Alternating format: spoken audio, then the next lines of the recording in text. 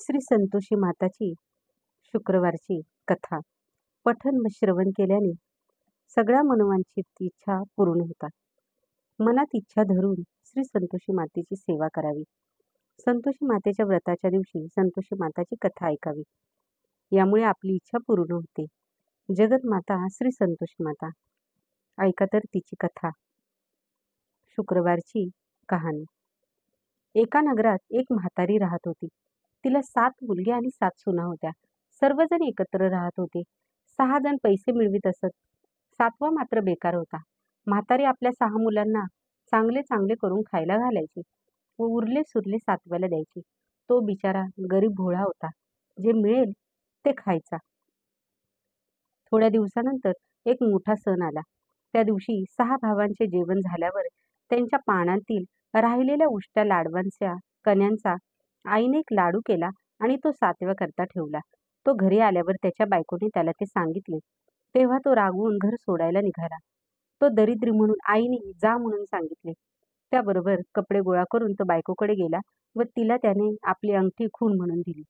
त्याची बायको त्यावेळी शेणी घालत होती. ती म्हणाली, तुम्हाला द्यायला माझ्याजवळ काहीच नाही. हे शेण आहे.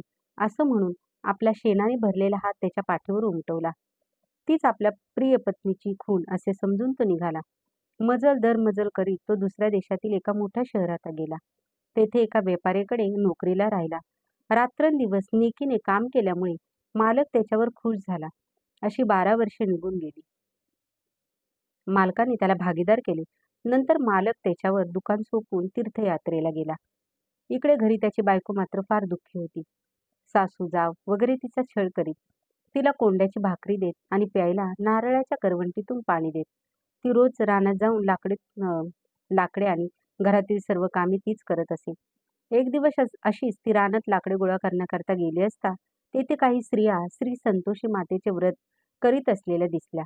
ते पाहून तिने विचारलं, बायांनो, तुम्ही हे काय करत आहात? ही कोणत्या देवीची पूजा आहे?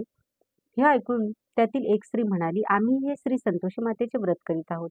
हे व्रत केल्याने दुःख दारिद्र्य नाहीसे होते. मनातील चिंता नष्ट होते. घर लक्ष्मीने भरून जाते.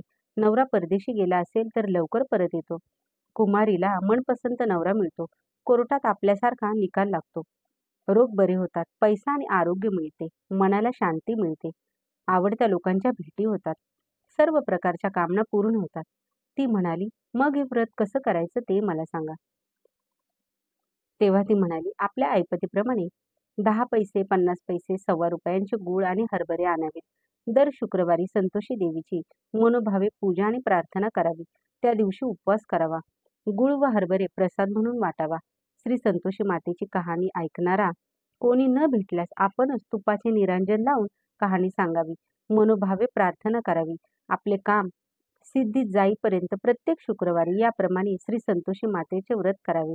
काम झाले की व्रताचे उद्यापन करावे. 4 महिन्यात श्री संतोषी मातेचे आपले मनोरथ पूर्ण करते. उद्यापनाच्या दिवशी आपल्या शक्तीप्रमाणे 1.25 पटीने रवा, तूप घ्यावे. त्याची खीर करावी. हरभऱ्याची उसळ करावी. आपल्या घरातील 8 मुलांना जेवण घालावे. आपल्याकडे 8 मुले नसतील तर शेजारचे बोलून आणून त्यांना जेवण घालावे. आपल्या शक्तीप्रमाणे प्रदक्षिणा द्यावी. असे उद्यापन करावे. फक्त त्या दिवशी घरातील कोणीही आंबट खाऊ नये. ते ऐकल्यावर तिने नेहमीप्रमाणे लाकडे गोळा केली आणि ती नगरात गेली. तिने लाकडे विकली आणि आलेल्या पैशातून तिने 10 पैशांचा गूळ आणि हरभरे घेतले. मनाशी निश्चय करून ती फिरली. वाटेत तिला श्री संतोषी मातेचे मंदिर दिसले. आत जाऊन तिने देवीला नमस्कार केला आणि म्हणाली, माते, मी अबला आहे, अज्ञानी आहे. माझे दुःख दूर कर. मी तुला शरण आले आहे. याप्रमाणे तिने 4 शुक्रवारी व्रत केले. श्री संतोषी मातेला तिची दया आली. तिच्या पतीचे पत्र आले. पैसेही आले. तिला फार आनंद झाला. पण तिचे दीर वगैरे मात्र तिची चेष्टाच करत होते. इकडे रात्री तिच्या नवऱ्याच्या स्वप्नात देवी गेली आणि म्हणाली, मुला, इकडे येऊन तुला 12 वर्ष झाली. तुझ्या पत्नीची घरी काय अवस्था झाली असेल याचा कधी विचार केलास काय? मूर्खा, तू तिला विसरलास, पण ती मात्र तुझ्यासाठी तू परत यावेस म्हणून हाडाची काडे करत आहे. ती तुझ्या वाटेकडे डोळे लावून बसली आहे. तो म्हणाला, माते, मला हे सर्व समजते, पण मी काय करणार? मी इकडे परदेशात आहे. इथे देण्या घेण्याचा व्यवहार आहे. तो पुरा झाल्याशिवाय मी घरी परत कसा जाणार? ते ऐकून देवी म्हणाली, मुला, उद्या सकाळी उठल्यावर तू स्नान कर आणि दुकानात जा. माझी प्रार्थना कर, तुपाचे निरांजन लाव बघता बघता दुकानाचे देण्या घेण्याचे व्यवहार पुरे झाले. देवीच्या स्वप्नातील दृष्टांताप्रमाणे त्याने सर्व केले. दुसऱ्या दिवशी त्याने आंघोळ केली, तुपाचा दिवा लावला, श्री संतोषी मातेची प्रार्थना केली आणि तो दुकानात गेला. थोड्याच वेळात देण्या घेण्याचे सर्व व्यवहार पूर्ण झाले. पैशांच्या थैल्या भरून गेल्या. श्री संतोषी मातेची स्तुती करून त्याने रात्री दुकान बंद केले आणि सकाळ आपल्या देशास निघाला. तो आपल्या गावाजवळ आला. त्या दिवशी त्याची पत्नी नेहमीप्रमाणे लाकडे गोळा करण्यासाठी रानात आली होती. वाटेत देवीच्या मंदिरात जात असताना तिला दुरून येणारी धुळीचे लोट दिसले. तिने देवीला विचारले, माते, कोण येत आहे? देवी म्हणाली, मुली, तुझा नवरा येत आहे. आता मी सांगते तसे कर. जवळच्या लाकडाच्या 3 मुळ्या कर.